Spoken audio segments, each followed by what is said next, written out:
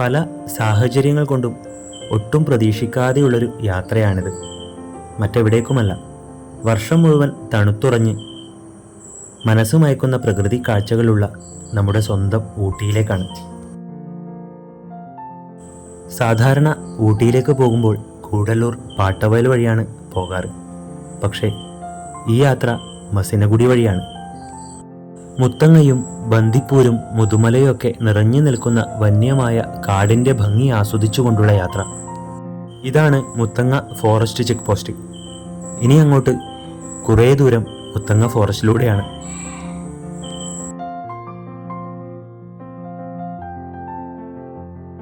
ഈ വർഷം കൂടുതൽ മഴ ലഭിച്ചതുകൊണ്ട് തന്നെ പച്ച പുതച്ച് അതിസുന്ദരിയായിരിക്കുന്നു കാട്.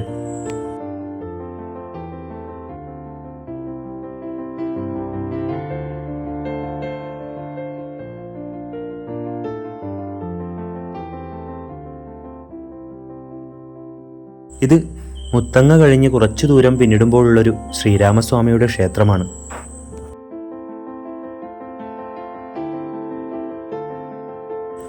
റോഡരികിൽ മുഴുവൻ ഇവിടുത്തെ ആദിവാസികൾ കാട്ടുനെല്ലിക്ക വിൽക്കുന്ന കാഴ്ചയാണ്.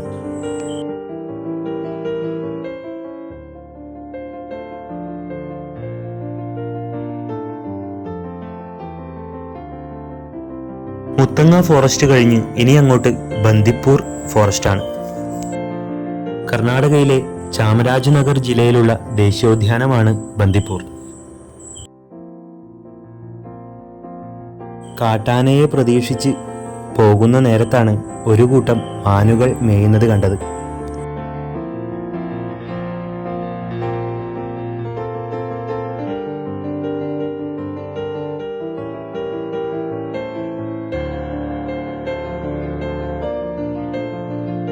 കടുവയും കാട്ടാനകളും ഉൾപ്പെടെ വംശനാശ ഭീഷണി നേരിടുന്ന ധാരാളം വന്യജീവികൾ ഈ കാട്ടിലുണ്ട്.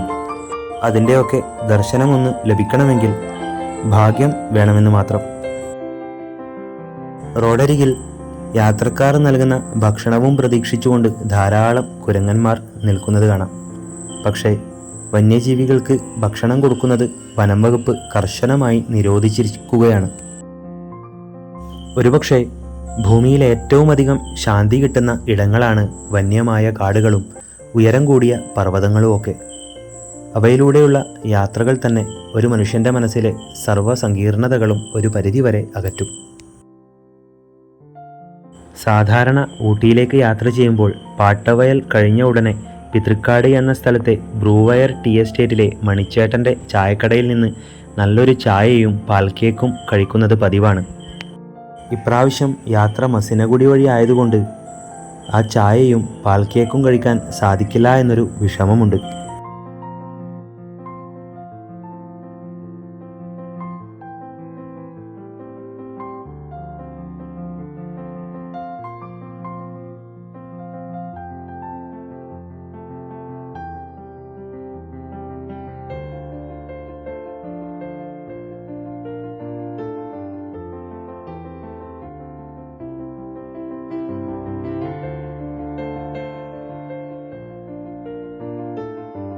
അങ്ങനെ ബന്ദിപ്പൂർ ഫോറസ്റ്റും കഴിഞ്ഞ് ഗുണ്ടൽപേട്ടിലേക്ക് എത്തിക്കൊണ്ടിരിക്കുകയാണ്.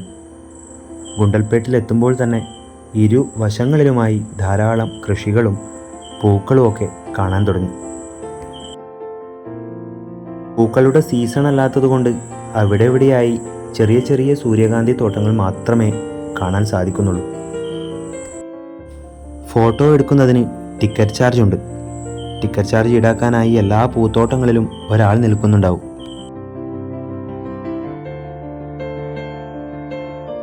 ഇത് ഗുണ്ടൽപേട്ടിലെ ടോൾ ഗേറ്റ് ആണ്.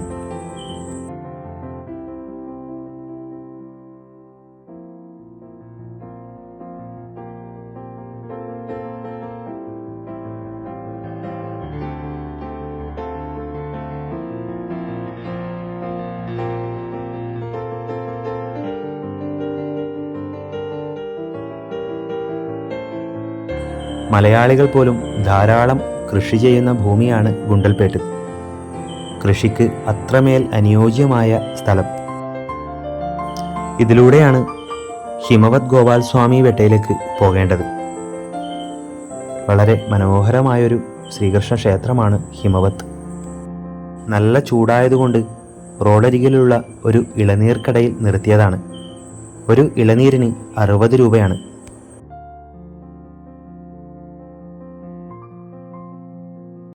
കുറച്ചു ദൂരം ഗുണ്ടൽപേട്ട് ടൗണിലൂടെയുള്ള യാത്രയ്ക്ക് ശേഷം വീണ്ടും ബന്ദിപ്പൂർ ടൈഗർ റിസർവിലേക്ക് കയറിയിരിക്കുകയാണ്.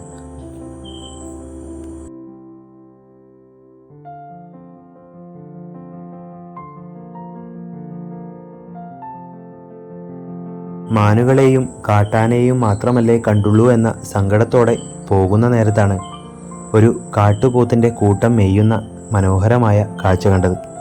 വളരെ ശാന്തമായി അവരുടെ ലോകത്ത് ജീവിക്കുകയാണവർ.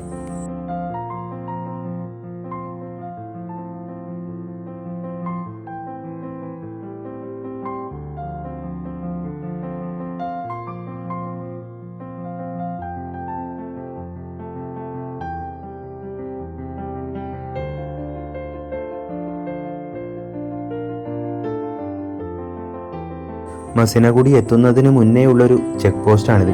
ഇവിടെ നിന്ന് എല്ലാ വണ്ടികളും കർശനമായി പരിശോധിക്കുന്നുണ്ട്. പ്ലാസ്റ്റിക് പാക്കറ്റുകളും പ്ലാസ്റ്റിക് കുപ്പികളും ഒന്നും ഊട്ടിയിലേക്ക് അലൗഡല്ല. ഇതാണ് മസിനഗുഡി ടൗൺ. പശ്ചിമഘട്ട മലനിരകളുടെ അടിവാരത്ത് ശാന്തമായ വളരെ ചെറിയൊരു പട്ടണം. മസിനഗുഡി കഴിഞ്ഞ് പിന്നീട് അങ്ങോട്ടുള്ള പ്രകൃതിയും കാഴ്ചകളും ഒക്കെ ഒരല്പം ഭംഗി കൂടുതലാണ്.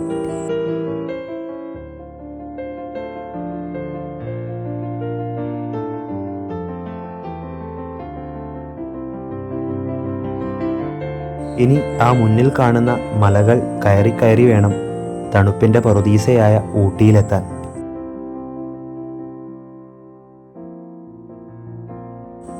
ഊട്ടിയിൽ എത്തുന്നതുവരെ ധാരാളം ഹെയർ പിന്നുകളുണ്ട്.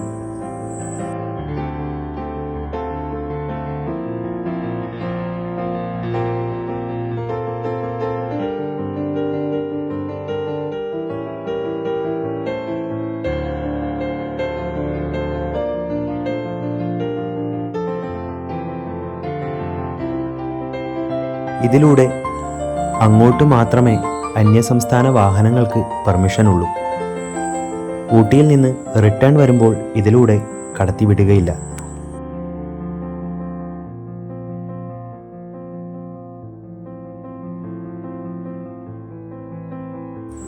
ചുരം കയറി മുകളിലെത്തുന്തോറും തണുപ്പ് കൂടിക്കൂടി വരികയാണ്.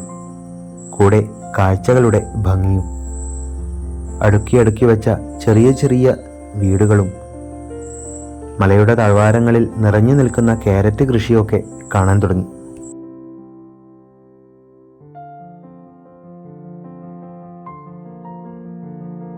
അങ്ങനെ മസിനഗുഡി വഴിയുള്ള ദീർഘനേരത്തെ യാത്രയ്ക്ക് ശേഷം ഊട്ടി ബസ് സ്റ്റാൻഡിലെത്തി ഞങ്ങൾ. ഊട്ടി ബസ് സ്റ്റാൻഡിൽ നിന്ന് ഏകദേശം 1 കിലോമീറ്റർ ഒരു മലമുകളിലുള്ള നമ്മുടെ സ്വന്തം രമേശ് അണ്ണൻ്റെ സ്വീക്കർ റെസിഡൻസിയിലേക്കാണ് ഞങ്ങൾ പോകുന്നത്. എല്ലാ പ്രാവശ്യം ഊട്ടിയിൽ വന്നാലും രമേശ് അണ്ണൻ്റെ സ്വീക്കർ റെസിഡൻസിയിലാണ് താമസിക്കാറ്. വളരെ ശാന്തമായൊരു അന്തരീക്ഷമാണവിടെ.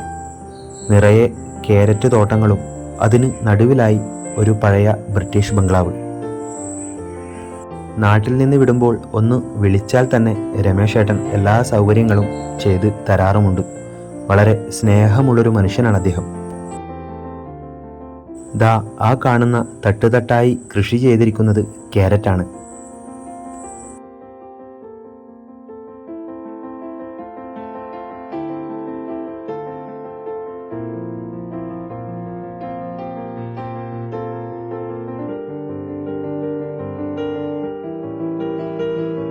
ഇതാണ് സ്വീക്കർ റെസിഡൻസി. ഫാമിലിയായും അല്ലാതെയൊക്കെ ശാന്തമായി ഊട്ടിയിൽ താമസിക്കാൻ പറ്റിയൊരു സ്ഥലം.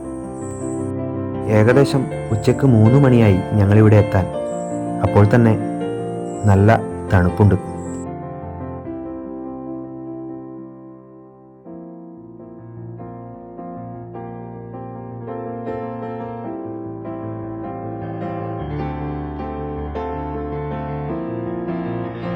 തണുപ്പുള്ള ഇടങ്ങളിൽ എപ്പോഴെത്തിയാലും ആ തണുപ്പ് അവിടുത്തെ പ്രകൃതിയൊക്കെ പരമാവധി ആസ്വദിക്കണം എന്നുള്ളൊരു ലക്ഷ്യമുള്ളിലുള്ളത് കൊണ്ട് ജാക്കറ്റ് ഞാൻ പരമാവധി ഒഴിവാക്കാറാണ് പതിവ്.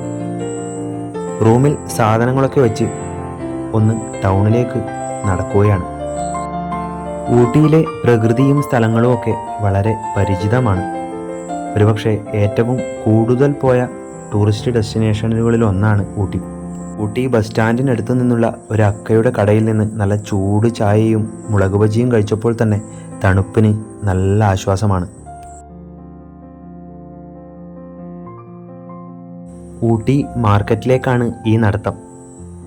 വൈകുന്നേരങ്ങളിൽ തണുപ്പും സഹിച്ച് ഊട്ടിയിലൂടെയുള്ള ഈ നടത്തം തന്നെയാണ് മനസ്സിനെ ഏറെ സ്വാധീനിക്കുന്നത്. ആളുകളുടെ തിക്കും തിരക്കുമുള്ള ടൂറിസ്റ്റ് ഇടങ്ങളുടെ സന്ദർശനത്തേക്കാൾ എൻ്റെ മനസ്സിനെ സംതൃപ്തിപ്പെടുത്തുന്നതും ഇങ്ങനെ പട്ടണത്തിലൂടെയുള്ള വെറുതെയുള്ള നടത്തവും ഇവിടുത്തെ കാലാവസ്ഥയൊക്കെയാണ്. ഊട്ടിയുടെ രാത്രി കാഴ്ച ഇങ്ങനെയാണ്. ദൂരെ മലമുകളിൽ തീപ്പെട്ടികൾ അടുക്കി വച്ചതുപോലെയുള്ള ചെറിയ ചെറിയ വീടുകളും അവയിൽ നിന്നുള്ള ലൈറ്റും വളരെ മനോഹരമായ മനം കവരുന്ന കാഴ്ചയാണ്.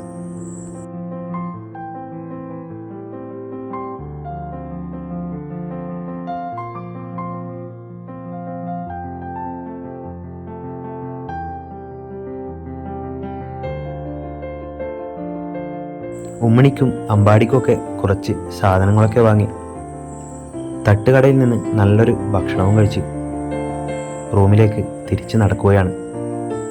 നല്ല തണുപ്പാണ്. ഏകദേശം ഒരു 12 ഡിഗ്രി തണുപ്പ്.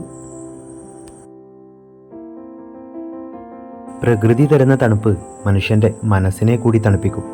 എല്ലാവരും ഹാപ്പിയാണ്. രാത്രി സ്വീക്കർ റെസിഡൻസിയിലേക്കുള്ള വഴിയിൽ കോടമഞ്ഞിനിടയിലൂടെ വഴിയോര ലൈറ്റുകളുടെ മങ്ങിയ പ്രകാശം എന്ത് ഭംഗിയാണല്ലേ കാണാൻ. ഏത് ഭൂമിയിലെത്തിയാലും അവിടുത്തെ രാത്രിയും അവിടുത്തെ പ്രഭാതവും ഒക്കെ ആസ്വദിക്കുന്നൊരു ശീലം എനിക്കുണ്ട്.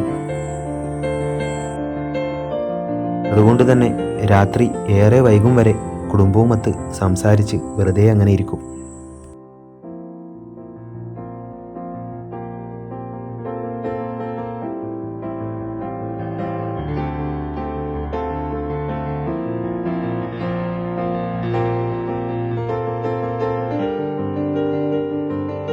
ഓരോ രാത്രികളും മറ്റൊരു മനോഹരമായ പ്രഭാതത്തിന് വേണ്ടിയുള്ള കാത്തിരിപ്പാണ്. വളരെ മനോഹരമായൊരു രാത്രിക്ക് ശേഷം ഊട്ടിയിലെ മഞ്ഞുമൂടിയ പ്രഭാതം ഇങ്ങനെയാണ്.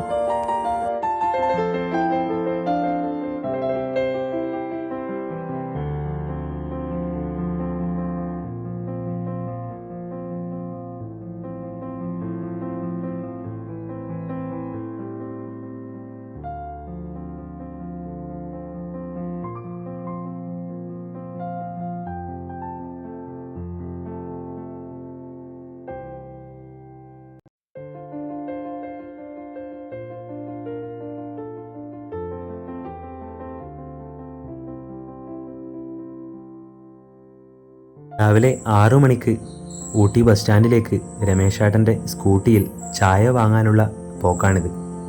പുലർച്ചെ തന്നെ ചായപാത്രവുമായി ഊട്ടി ബസ് സ്റ്റാൻഡിലേക്ക് നടന്നു പോകാനിരുന്ന എന്നെ രമേശേട്ടൻ നിർബന്ധിച്ച് സ്കൂട്ടിയിൽ കയറ്റിയതാണ്. പൂക്കച്ചവടമില്ലാത്ത ഊട്ടി സങ്കല്പിക്കാൻ കൂടി പറ്റില്ല. ഇവിടെ എല്ലാ സ്ത്രീകൾക്കും മുടിയിൽ ഒരു അലങ്കാരമാണ് പൂക്കൾ.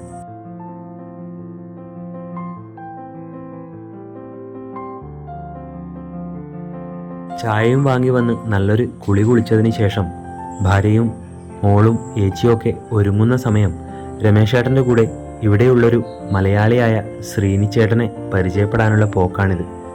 ഇവിടെ ഒരു ചെറിയ ഹോട്ടൽ നടത്തുകയാണ് അദ്ദേഹം. വളരെയധികം സ്നേഹമുള്ളൊരു മനുഷ്യനാണ് രമേശേട്ടൻ. അതുകൊണ്ട് തന്നെ സ്വീക്കർ റെസിഡൻസിയിലെ താമസം എന്നെ സംബന്ധിച്ചിടത്തോളം വളരെ സംതൃപ്തിയുള്ളൊരു കാര്യമാണ്.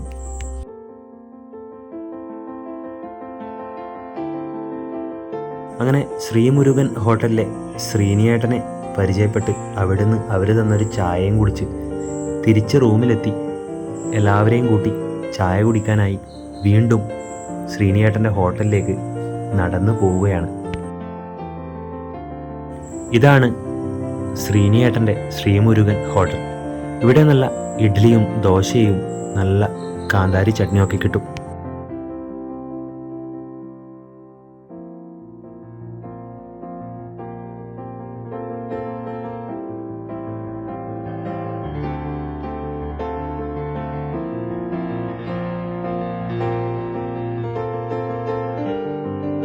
രാവിലെ ചായ കുടിയും കഴിഞ്ഞ് എല്ലാവരുമായി ബൊട്ടാണിക്കൽ ഗാർഡനിലേക്കാണ് യാത്ര.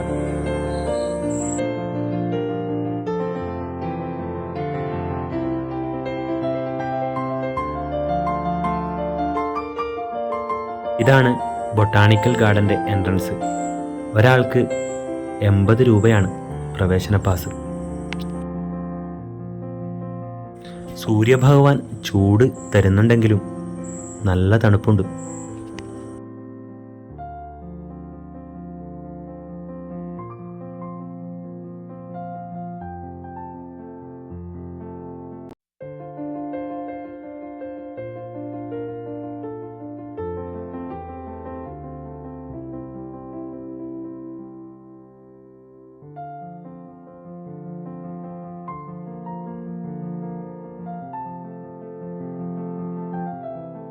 ഉമ്മണിയും അമ്പാടിയും ഒക്കെ ഓടിയും ചാടിയും ഒക്കെ കളിക്കാനുള്ള തയ്യാറെടുപ്പിലാണ്.